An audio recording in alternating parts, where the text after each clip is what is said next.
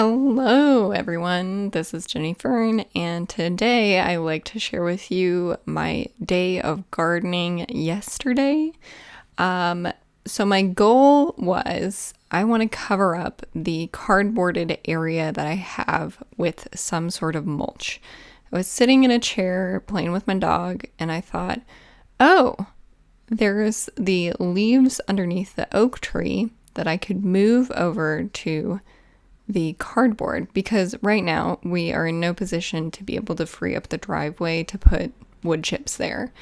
That's the bulk problem, I guess. And so if I did want to get free wood chips delivered, there would be a lot of hoops to jump through. So the idea is to use what we have. I had to remove these bricks from the wheelbarrow. These bricks are from the front yard when the fence went in.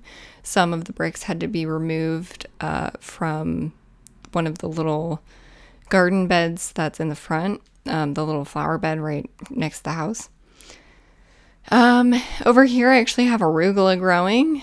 I spread some seed over here randomly, and so now I have them growing up like weeds, which is very fun for me. So these will go to seed. I'll just let all of these go to seed, and then I'll have this be probably one of my main arugula patches, so that it doesn't take up the room in the beds, in the garden beds, just because it grows so crazy well here. Here are the baby lentils that I put in here right after the fencing. I put wildflower seeds or perennial flower seeds and lentils. That's my rose cutting that got knocked over during the fencing. And as you can see, things are doing okay. So I got a little bit distracted from my main objective here and started to do a little bit of chop and drop with this taller grass over here, and just putting some organic matter over onto that side. So this allows me to do a couple things. I can open up the airflow and for a little bit more light for these flowers that I have growing over here. And I can use the grass that I'm pulling away from these plants to add a little bit of organic matter to the soil where it's super bare, super clay, new baby seedlings starting there. And I'm putting this organic matter down now because now I know where the little seedlings are, that I'm not going to be covering them up, although I'm still keeping it pretty light.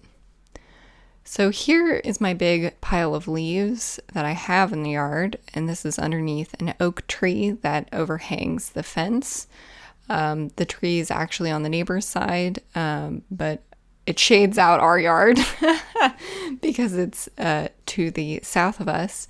And it drops a bunch of leaf matter, which I'm happy with.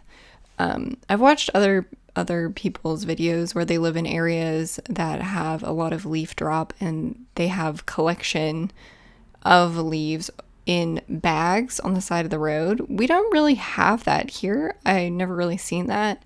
So there's not like a super easy way where you don't have to interact with your neighbors where you can steal their leaves. And also it's, clearly not really the time for that right now because it's the beginning of spring. So I'm just forking these leaves into the wheelbarrow that I have, and yeah, that's it. These are also the leaves that I use to fill the bottom of those flower pots with. So I'm getting some use. I'm a little bit exhausting this resource at this point because I've used them all up. I still have some, like a very loose compost pile that's over in that corner that maybe I could use as something. So this is the cardboarded region that I'm trying to cover up. There's a few reasons why I'm covering this up. One is that I have standing pools of water that are not filtering through this cardboard right now. And so I want to be able to give that water like a place to go besides being a puddle. And so I'm thinking if I can give it some organic matter, it'll be able to kind of dissipate and not harbor mosquitoes. This is my thought. I have no idea if this works. I haven't really heard this as a thing, but I know that I don't have standing pools of water where I have mulched areas. This is my idea. This is the thought process that I'm going through. And I'm taking the cuttings from this grape. I know I probably didn't prune this grape enough, but it was so massively overgrown that I cut off an absolute ton. And so we'll see next year how it fares.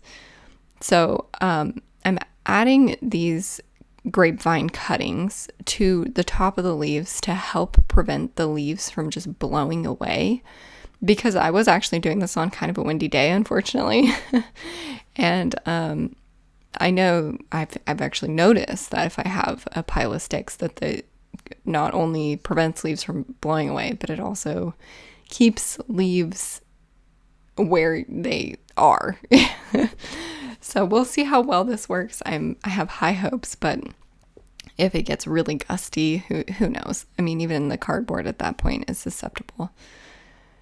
So, as you can see, I have a bunch of rocks all over this cardboard trying to keep it down. If I had, like big piles of wood chips, I wouldn't have to do that.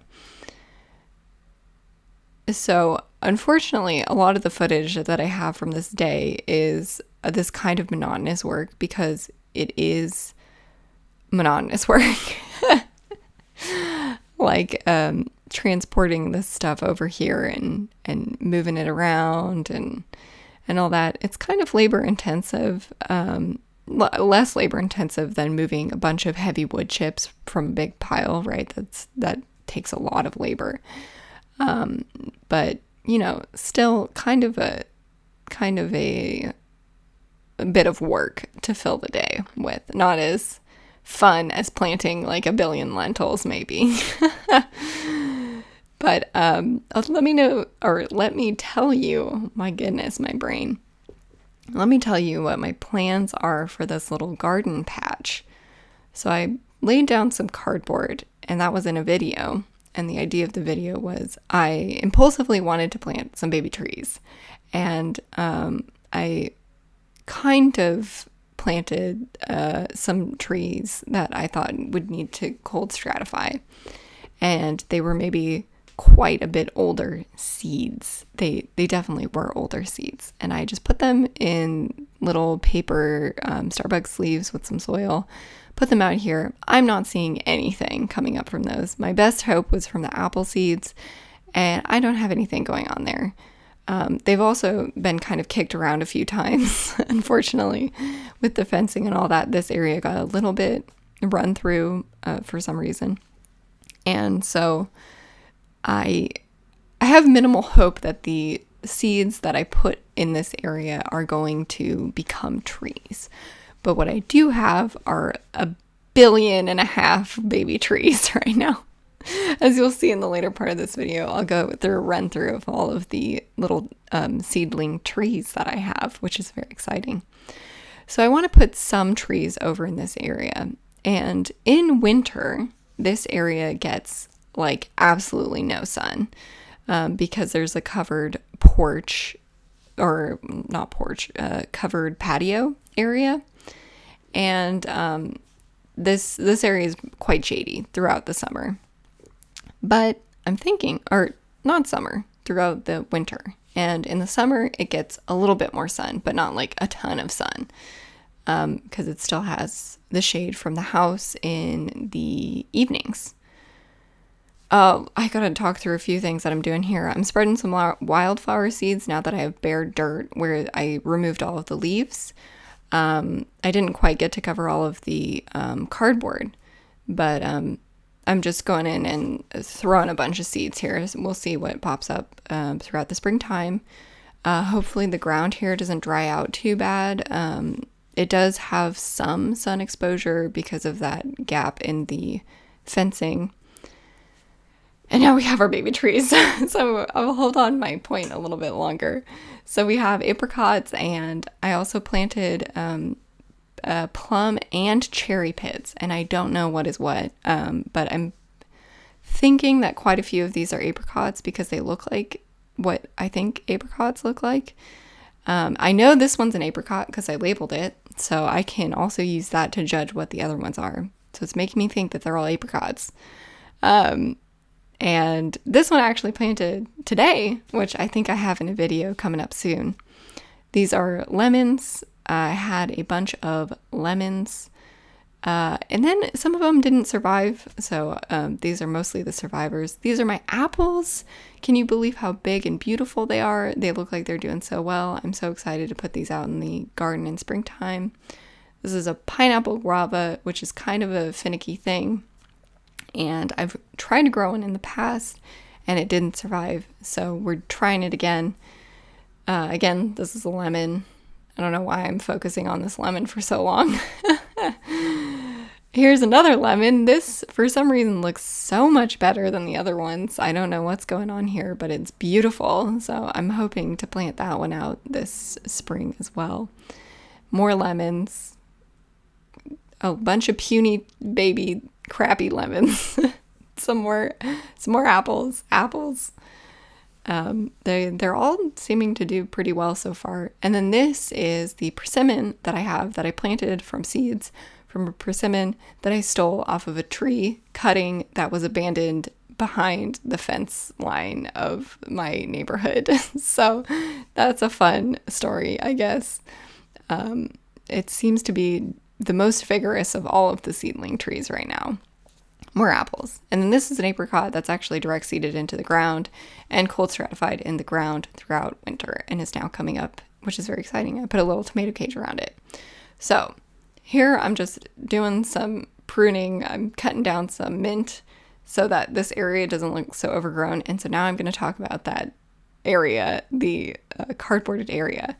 So my plans are I'm going to plant some of the apples over there and maybe some of the other seedling trees as well. Maybe the persimmon. I'm going to have to look up what kind of growing conditions they like because it is a little bit shadier.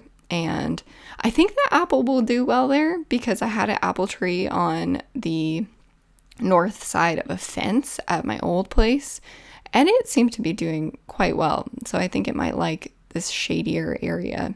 Well, we'll see how it all pans out, but for now, that's all I have for you today. And I hope you enjoyed this. And as always, thanks for watching.